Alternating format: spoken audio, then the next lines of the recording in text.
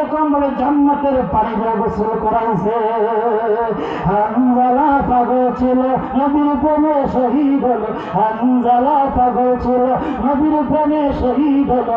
গোসল দিল তারে ফেরেশতার দলে, গোসল দিল তারে ফেরেশতার দলে। নবীর প্রেমে পাগল যারা প্রেম খেলা খেলে, নবীর প্রেমে পাগল যারা প্রেম খেলা খেলে। জোরে জোরে বলেন সুবহানাল্লাহ। এই জন্য এক সাহাবী কই নবীর কথা সত্য মিথ্যা না। তারপরে কেমনে মানুষটারে আমাদের চোখের সামনে দেখা আসমানে কেমনে গোসল দেব। এই জন্য এক সাহাবী তার পরীক্ষার জন্য আরো ঈমানটা বাড়ানোর জন্য গোসল করলে মানুষের শরীর সরে গেল, চুলটা কিছু বুঝা থাকে কতক্ষণ।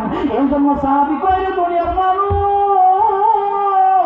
আমি পরীক্ষার জন্য আমি হামদুলিল্লাহের কাছে গেলাম, যাই তো এরকম ভাবে মাথার চুলের কাছে যখন চাই আমি স্পর্শ করলাম, আমি দেখি হামদুলিল্লাহর মাথাটা দিবা, আমি দেখি হামদুলিল্লাহর চুল থেকে নতুন গোসলের পানি টপ টপ করে পড়তেছে।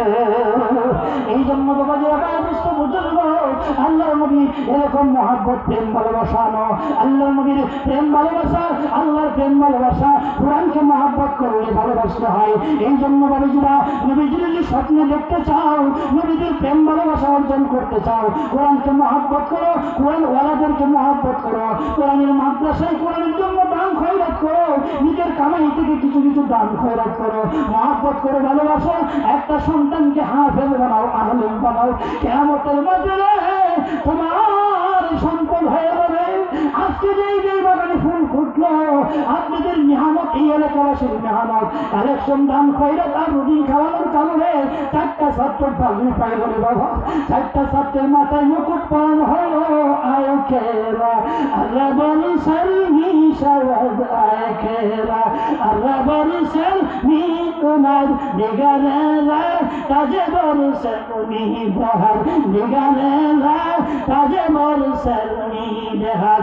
আল্লাহ তো এত ক্ষমতাশীল, এত ক্ষমতাশীল, কারো মাথায় তরবারির আঘাত করায় দুনিয়া থেকে শেষ করে, আর কারো মাথায় আল্লাহ বাদশাহী, আল্লাহ কোরআনের ছেড়ে তার মুকুট পরায় দেয়। এই জন্য বাবাজিরা ভাই বুঝতে বুঝুন, এই কোরআনকে মহব্বত করবেন, ভালোবাসবেন। যুবকদের জন্য একটা নসিহত বলছিলাম, অল্প সময় তোমাদের জন্য শেষ করবো।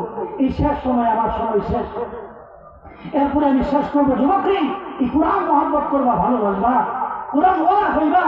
যুবক আজকে তোমার এই আল্লাহ রাব্বুল আমিনের এত নাম ও নেমত পাওয়ার পরেও আল্লাহর কথা মনে পড়ে না, নামাজ পড়তে নামাজ পড়তে মন চাই না, এরকম মোবাইল চালাও সারা রাত, কিন্তু ফজরের নামাজটা পড়তে মন চাই না।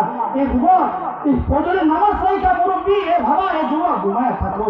হ্যাঁ এরকম মানে ফজরের নামাজের মুয়াজ্জিন আযান দেয়, তুমি ঘুমায় থাকো। আরে ঘুম ঘুম করো বান্দা, ঘুমা দিছো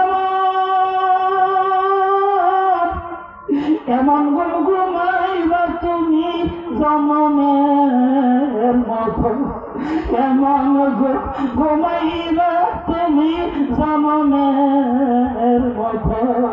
ঘুম ঘুম করো যুবক, ঘুমা দিছো কত ঘুম ঘুমাইবা তুমি কবরের ভিতর, কত ঘুম ঘুমাইবা তুমি কবরের ভিতর। আল্লাহ দিও না আমার চোখে এমন ঘুম, যে ঘুম শুনে না তোমার আসলে তু খাইরুম মিনান নাওম। ঠিক না? এ যুবক ঘুম ভালো লাগে, মোবাইল ভালো লাগে, এরকম ভাবে অবৈধ প্রেম প্রীতি ভালো লাগে, নামাজ ভালো লাগে না, এবার গাঁজা ভালো লাগে, আড্ডা ভালো লাগে, এরকম ভাবে গুনাহ করতে মন চায়। এরকম ভাবে এই গুনাহ থেকে এরকম ভাবে বাঁচার জন্য, আল্লাহ হওয়ার জন্য এই কোরআনকে মহব্বত করো, ভালোবাসো, কোরআনকে ধরো। আরেকটা তোমাদেরকে এরকম ভাবে তাকবীর দেওয়া যায়, তাবিজ দেওয়া যায় রে যুবক, এখানে তোকে তওবা করো। এরকম ভাবে 40 দিন পর্যন্ত তুমি এরকম ভাবে তাকবীরে উলার সাথে মসজিদে যা নামাজ পড়বে রে যুবক। 40 দিন নামাজ পড়ার পর তোমার আর গুনাহ করতে মন চাবে না, তোমার আর ফজরের আযানের সময় ঘুমাইতে মন চাবে না। জিনা করতে মন চাবে না, এলাকাটা খাইতে মন চাইবে না, আল্লাহকে ভুইলা করতে মন চাবে না। এই আমলটা আমি লম্বা চড়া একটা ঘটনা দিয়া উমরের জমানা রাদিয়াল্লাহু তাআলা জমানার ঘটনা দিয়া বলতাম। আমার সময় নেই, মেহমান আইসা গেছেন, এই জন্য সবকটা এটাই, অন্যদিন সুযোগ হলে বিস্তারিত বলবো। 40 দিন, কমপক্ষে 40 দিন নামাজ পড়ে দেখো, একদিনও তাকবীরে উলা বিভেদ করবো না। আর ইমামের পিছনে মসজিদে যা জামাতের সাথে 40 দিন নামাজ পড়ে ভারে যুবক, আল্লাহ তোমার অলি বানায়া দিবে। এই জন্য বাবাজিরা, বুজুর্গ এই আসিরউদ্দিন তালুকদার এই মাদ্রাসায় এরকম ভাবে মহব্বত করবেন, ভালোবাসবেন, দান খয়রাত করবেন। এলাকাবাসী যারা আছেন এরকম ভাবে আপনারা একটা করে বোর্ডিং নেবেন। এখানে বোর্ডিং এর ব্যবস্থা নাই। হুজুর আমাকে বলেছে আপনারা যতটুকু বোর্ডিং নিতে পারবেন, খানা খাওয়াতে পারবেন, ততটুকু আপনারা ছাত্র এরকম ভাবে নিতে পারে, দূর দূরান্ত থেকে আনতে পারে। এই জন্য আপনাদের কাছে আকুল আবেদন, বেশি বেশি বলবেন হুজুর আমাকে একটা গরিব ছেলে দেন, আমাকে একটা রোজিং দেন, আমি যাতে খাওয়ায় এরকম ভাবে হাফেজ আমার ঘরে খানা খায় হাফেজ হই। আজকে একটা ছেলে দূরে, সে রোজিং একজন ব্যক্তির ঘরে খানা খায়া সে হাফেজ হইল রে বাবা।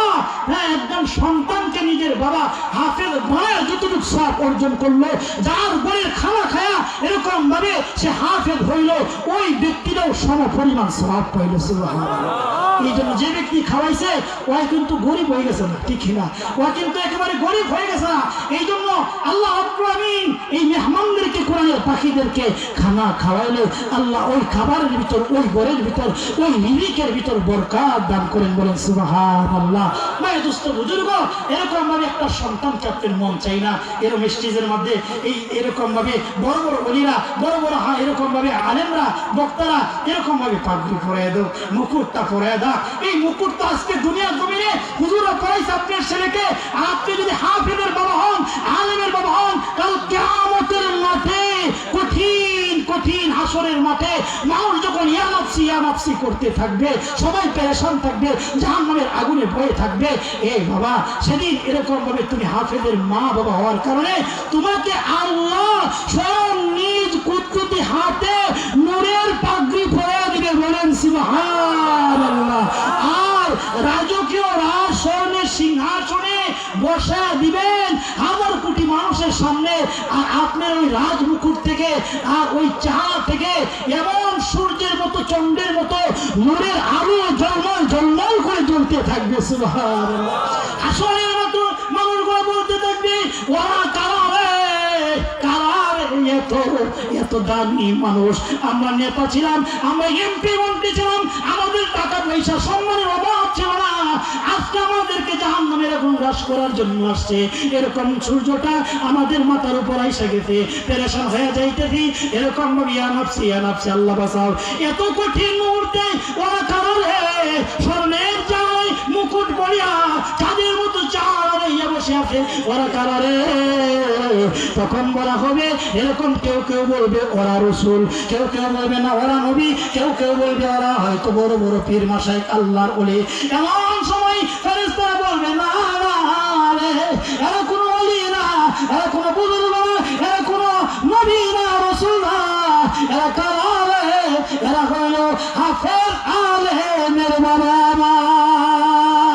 হরফে হরফাস রাস্তে দরবা মানি, আরে মানি দর মানি, দর মানি চান্দে খানি এক পথে ইউনানি, এক মতে কুরআনি আর হামবকা, এক মতে কুরআনি আর হামবকা। সুবহানাল্লাহ। ফেরেশতারা বলবে নবী ওনা রাসূল না, এরা হলো হাফেজ আলেমের মা বাবা। আল্লাহ রাসূল বলেন হাফেজ আলেমের মা বাবার যদি এত মর্যাদা হয়ে থাকে রে, যিনি সারা রাত 3, 4, 5 বছর পর্যন্ত কষ্ট করিয়া রোদের পিঠা খায়া না খায়া দিনের একটু ঘুম হারাম করিয়া দুনিয়ার খেলা তামসা হারাম করিয়া যে ব্যক্তি কষ্ট করে হাফেজ হইল, এরপরে আমল করিয়া দুনিয়ার থেকে বিদায় নিল, নবী বলে সাহাবীরা তোমরা ধারণা করো ওই হাফেজ আলেমের কি মর্যাদা হইতে পারে।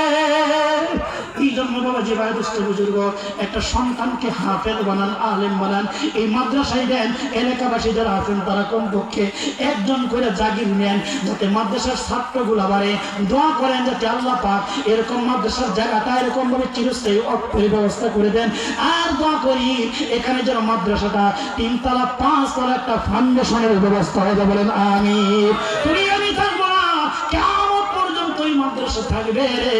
আর তুমি আমি যে 10 টাকা 20 টাকা 50 টাকা 100 দান করলাম, দাগের খাওয়াইলাম, মহব্বত করলাম, ছাত্র দিলাম, তুমি আমি থাকবো না, কিয়ামত পর্যন্ত এই মাদ্রাসা থাকবে।